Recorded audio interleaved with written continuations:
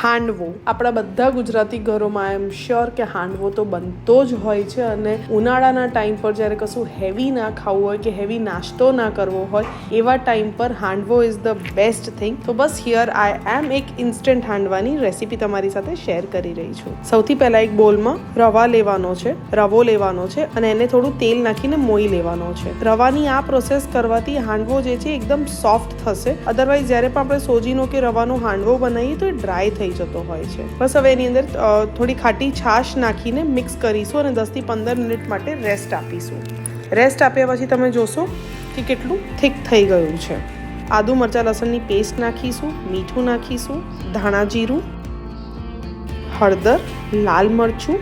ઘણા લોકો લાલ મરચું નાખતા હોય છે, તમે ચાહો તો અવોઇડ પણ કરી શકો છો. દૂધી નાખીએ છીએ, ગાજર નાખીએ છીએ. બધી જ વસ્તુ છીણેલી નાખવાની છે. તમે ઈચ્છો તો બીજા તમારા મનગમતા વેજીટેબલ્સ નાખી શકો છો. હું અત્યારે બાફેલા મકાઈના દાણા નાખી રહી છું, થોડી ખાંડ, ઝીણા સમારેલા ધાણા. આ બધી જ વસ્તુઓ મિક્સ કરી લેવાની છે.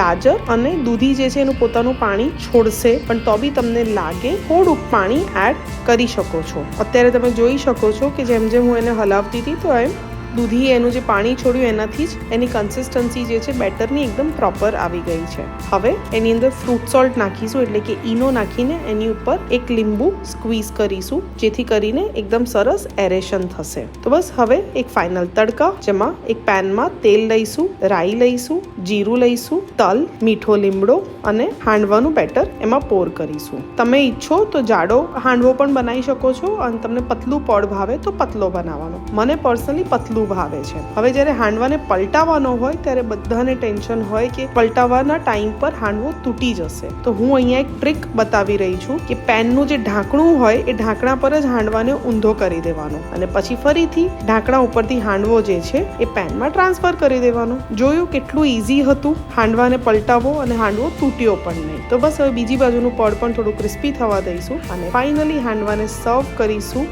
ગ્રીન ચટણી અને મેથીયા મસાલા સાથે. તમે જોઈ શકો છો હાંડવો કેટલો સરસ સોફ્ટ અને ક્રન્ચી થયો છે. મને હાંડવો મેથીયા મસાલા સાથે બહુ જ ભાવે છે. તમને આ હાંડવાની રેસીપી કેવી લાગી એ મને કમેન્ટ બોક્સમાં જરૂર લખીને મોકલજો અને હા, મારી ચેનલને લાઈક કરવાનું અને સબસ્ક્રાઈબ કરવાનું ના ભૂલતા.